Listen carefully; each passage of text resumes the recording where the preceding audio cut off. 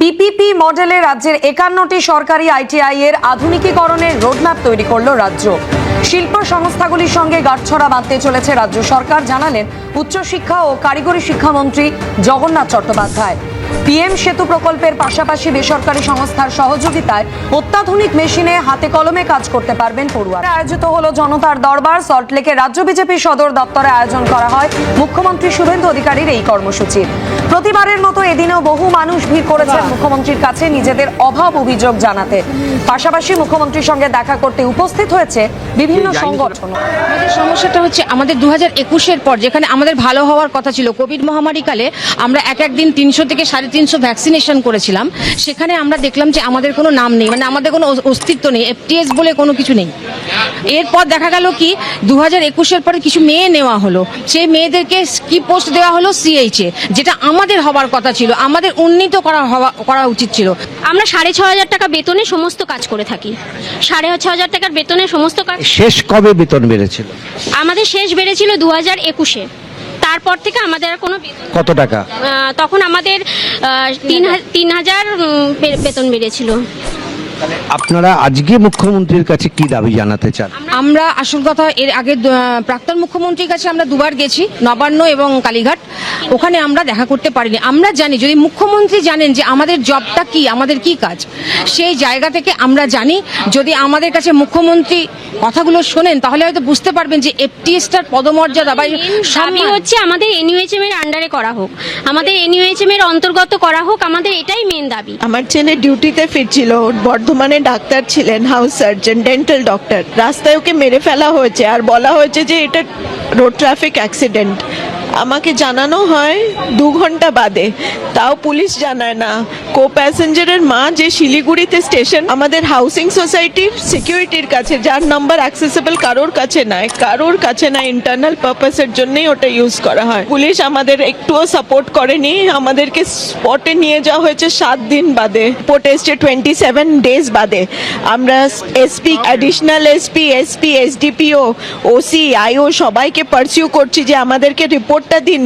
আর ওরা বলছে যে জানেন ড্যামেজ বা আমাদের চার্জেস লাগে পোস্টমর্টম রিপোর্ট করতে। এই কথা এসপি বলেছিলেন কামানেশি সেন কামারকুণ্ডুতে, যখন এই মা বাবা গেছে।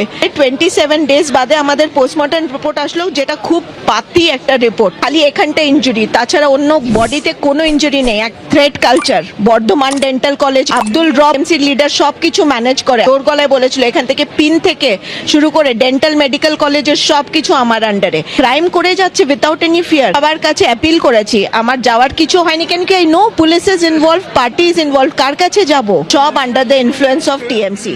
কোনো বিচার হয়নি। যারা দোষী, যারা এইভাবে, ওনারা টিচার, বাচ্চাদেরকে ওনারা কোনোভাবে সাহায্য করে না। যখন অসুস্থ হয় বাচ্চাদের বমি পেলে মুখ চেপে নিয়ে যাওয়া হয়। কোনো সময় কোনো বাচ্চার সাথে দুর্ঘটনা ঘটে যেতে পারে।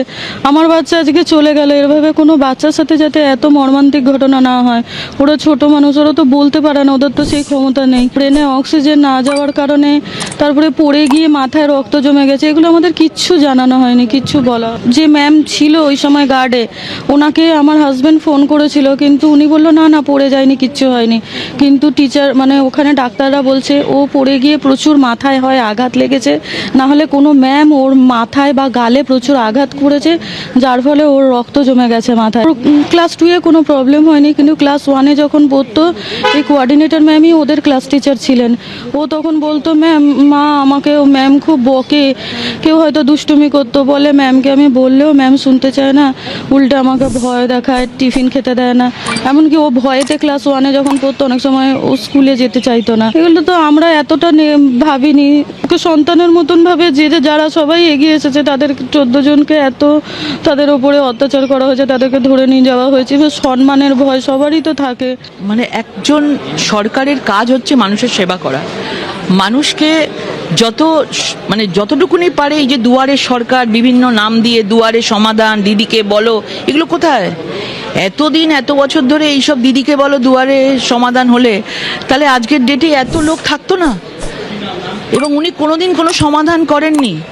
মানুষকে লুট করেছে, সমাধানের নামে মানুষকে লুট চলেছে, নেতা নেত্রীরা লুট করেছে। এবং সেই জন্য আমাদের মুখ্যমন্ত্রী অন্যরকম, আজকে সামনাসামনি বসে প্রত্যেকের সঙ্গে আলাদা করে কথা বলছে, মানুষের কথা জানতে পারছে এবং মানুষের সমাধান করার চেষ্টা করছেন। আশা করি বহু মানুষ আমাদের মুখ্যমন্ত্রী থেকে আরও ফিউচারে উপকৃত হবে।